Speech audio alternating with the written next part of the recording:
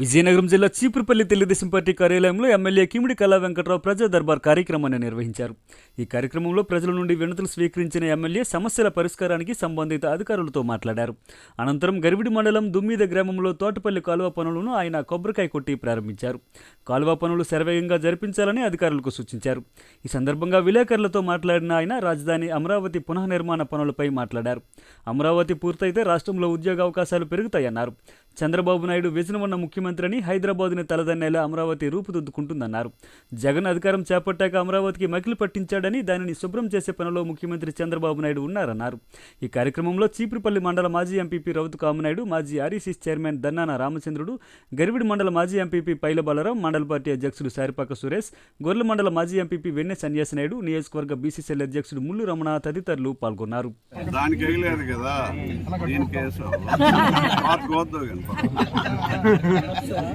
ఇది మర్చిపోకూడదు. పాత కోసిన తర్వాత చంద్రబాబు నాయుడు గారిని మర్చిపోతాం. అందరికీ నమస్కారం. అమరావతి భారతదేశంలో నెంబర్ 1 రాజధానిగా తీర్చిదిద్దడానికి ఈ మధ్య ప్రధానమంత్రి గారు వచ్చి మళ్ళీ దాన్ని శంకుస్థాపన చేయటం, అదేవిధంగా శంకుస్థాపన చేసేటప్పటికే టెండర్స్ కూడా పిలిచేసి మరి పనులు చేయటానికి సమాయత్తం అయ్యేటటువంటి పరిస్థితి సిఆర్డిఏ చేసింది. మరి ఏ స్థాయిలో వస్తుంది అని అంటే, మరి చంద్రబాబు నాయుడు గారు 25 ఏళ్ల క్రితం చేసినటువంటి ఆయన చూపించినటువంటి విజన్ ఏదైతే ఉందో, హైదరాబాద్ ఈ రోజున ప్రపంచ స్థాయిలో మరి రాజధానిగా ఉంది. మన అమరావతి కూడా దానికి మించి ఈయన వేసినటువంటి ప్లాన్స్ వలన, ఆయనకుండే విజన్ వలన భారతదేశంలోనే కాదు ప్రపంచ స్థాయిలో ఒక మేటి రాజధానిగా రాబోతుంది. మేటి రాజధానిగా రావటం వల్ల ఏమవుతుందంటే, ఇన్కమ్ ఈరోజు 1,50,000 కోట్ల పైచీలకు ఒక హైదరాబాద్లో తెలంగాణకు వస్తుంది. అందువల్ల దాని తలదన్నటువంటి రాజధాని మనకు వస్తే చాలా ఇన్కమ్ వస్తుంది, జాబ్స్ వస్తాయి. మరి హైదరాబాద్, చెన్నై, మద్రాసు, మనోళ్ళు బెంగళూరు అందరూ వెళ్ళిపోతున్నారు కూలి పనులు చేసుకోవటానికి. మన విజయవాడలోనే, మన అమరావతిలోనే మనం పని చేసుకోవడానికి అనేకమైనటువంటి అవకాశాలు చదువుకున్న పిల్లలకు వస్తాయి, పని చేయడానికి వెళ్ళే వాళ్ళకి వస్తాయి. అందరికీ జీవనోపాధి బాగా పెరుగుతుంది, తలసరి ఆదాయం పెరుగుతుంది. అందువల్ల అమరావతి అనేటటువంటిది ఒక బ్రహ్మాండమైనటువంటి ప్రణాళిక.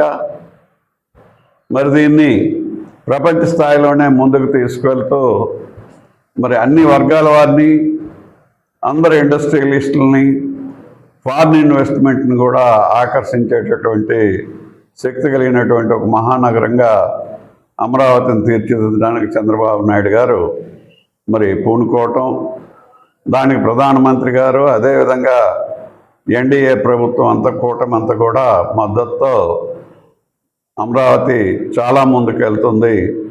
ఆంధ్రులు అందరం సంతోషించాలా. ఇక్కడ డెవలప్మెంట్కి వచ్చేటప్పటికి ఎన్నికలు ఉండేటప్పుడు అనేకమైన విమర్శలు చేసుకోవచ్చు. డెవలప్మెంట్ వచ్చేటప్పటికి విమర్శలు చేస్తే ఏమవుతుందంటే, గత 5 సంవత్సరాలు భ్రష్టు పట్టించారు, ఏ అభివృద్ధి లేదు. మరి 5 సంవత్సరాలలో 3 సంవత్సరాలు అమరావతి కొంత పైకి వచ్చేటప్పటికి ప్రభుత్వం మారడం వల్ల, ఆ పనికిమాలిన ప్రభుత్వం రావటం వల్ల మరి 5 సంవత్సరాలు పూర్తిగా కుంటుపడిపోయింది. ఆంధ్రప్రదేశ్ రాజధాని లేనటువంటి ఆంధ్రప్రదేశ్గా 10 ఏళ్ళైనా మిగిలిపోయింది. దీనికి కారణం ఎవరయ్యానంటే, గత 5 సంవత్సరాలు పాలించినటువంటి పాలకుల్లో జగన్మోహన్ రెడ్డి.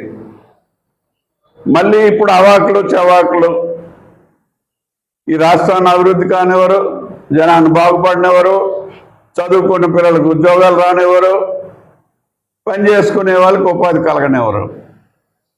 దేనికి ఈయన పార్టీ?